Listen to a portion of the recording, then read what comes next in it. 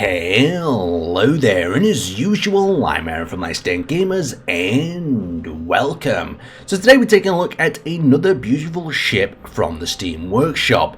Now, this is a Covenant Type-25 Dropship, and it's been designed by Primo Super T. And if you're like me, you spent a lot of your childhood playing Halo split screen, then you really do have quite an appreciation for some of the hostile forces of the actual Covenant army and the various weapons that they have that are just quite fascinating, to be honest. But let's have a look around the ship. I'll show you some of the cool areas and then we'll pop inside and show you the details there. So the first thing you'll notice is we have this sort of energy power cell connecting the central area, and what I really like about this, you can see how we've got the thrusters thrusting away either side, and then we've got the hologram in the center. It feels like there's some sort of power connecting the two cells together that I really do like. And as we come to the front here, you notice we've got a combination of two tires, and then in the background we actually have, you can see these little blocks that have been cut down, and you can just create this really nice effect just by using cargo containers of the small type, and just all that detailing it's added, and then it's been highlighted with the armor that runs around the rim. It's just a great way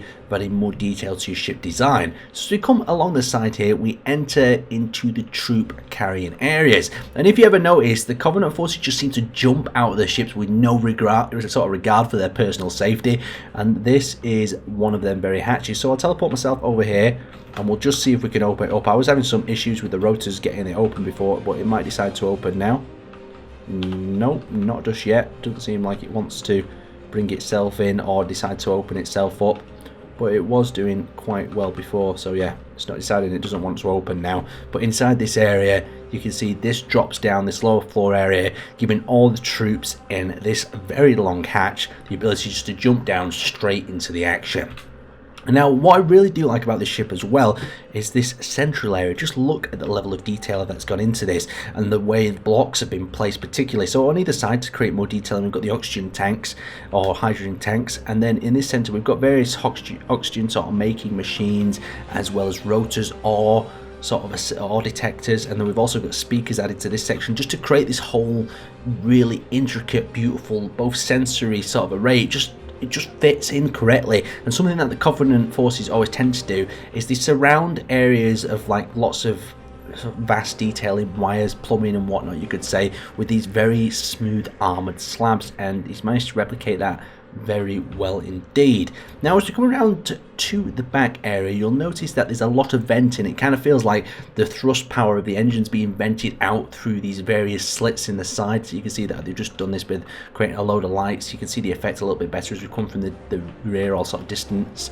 And then we've got at the back here, we have a number of lights, and the lights are all tilted at an angle because they've been plated on a rotor block. It's really nice to see. And just look at this curve. Oh, you know how I like curves on ships, but look at this. Look how it curves down from the front into the center here. You've got these little vented windows into this section here, and then it just curves around the back. And something that alien ships I always feel really need is a good sort of curved design. We've got more of them cargo containers that are down in the side there, and you can see how it wraps down into this alien type cannon here at the bottom that fires a very dangerous projectile to support, of course, the troops on the ground. In this case, you've just stuck a rocket launcher on the bottom there to simulate that.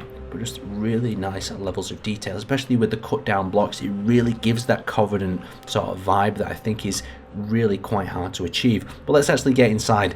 So we'll fly over to this side, and I've opened this troop cell a little bit more. You can see the lights are flickering on or off at the current moment in time, and I'll spawn my character in here so you can get a little bit of a sense of scale. So it's perfect for dropping a number of troops down at a time. Of course, my legs are now working and clipping onto every single item. So you can see we've got the various Covenant type insignias throughout the ship. The corridor is very narrow, very compact. It really reminds me of sort of an alien ship, because the guys who would be flying this, of course, would be probably the low-ranking type Covenant forces. They won't be really the big grunty type ones. And you can see we've got a connected net cell here at the back that's showing a little bit more detail to the room.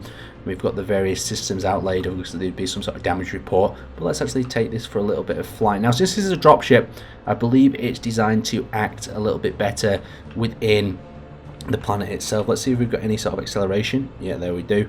So you can see the light and the glowing of that area at the front. It just really feels like an alien ship that I feel not many players manage to obtain that look, but as it moves and it just twists, you can really get the alien sort of feel. We've got a lot of sparking going on. Anyway, I'd like to thank you guys for watching.